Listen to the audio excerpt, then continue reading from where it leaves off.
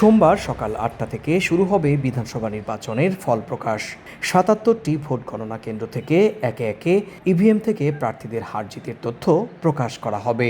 রাজনৈতিক দলগুলোর প্রতিনিধি ও গণমাধ্যম কর্মীদের সামনে ফল প্রকাশ করবেন কাউন্টিং কর্মকর্তারা। এরই মধ্যে গণনা কেন্দ্রগুলো প্রস্তুত করা হয়েছে।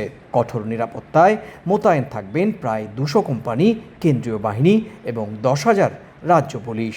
কলকাতার ৭টি গণনা কেন্দ্রে বিপুল সংখ্যক পুলিশ ও নিরাপত্তা বাহিনী মোতায়েন করা হয়েছে।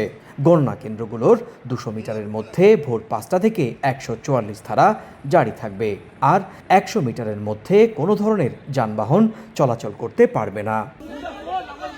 তবে গণনা কেন্দ্রে হঠাৎ করে লোডশেডিং করে ইভিএম মেশিন বদলে দেওয়া হতে পারে বলে আশঙ্কা প্রকাশ করেছেন তৃণমূল নেত্রী মমতা বন্দ্যোপাধ্যায়।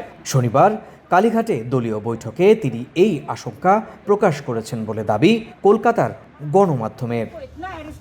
এরই মধ্যে শনিবার রাজ্যের ডায়মন্ড হারবার ও মগরার হাট বিধানসভায় 15টি বুথে পুনর্নির্বাচনের ভোট হয়। এসব বুথে ২৯ এপ্রিল দ্বিতীয় দফার ভোট হয়েছিল।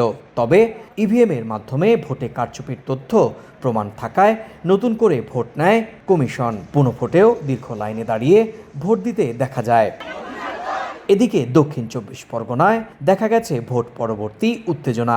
স্থানীয় তৃণমূল নেতাদের বিরুদ্ধে ভোটারদের ভয়ভীতি দেখানোর অভিযোগে রাস্তায় নেমে বিক্ষোভ করেন অনেকে। নির্বাচন কমিশনের কাছে অভিযুক্ত তৃণমূল নেতাকে গ্রেপ্তারের দাবি জানান তারা।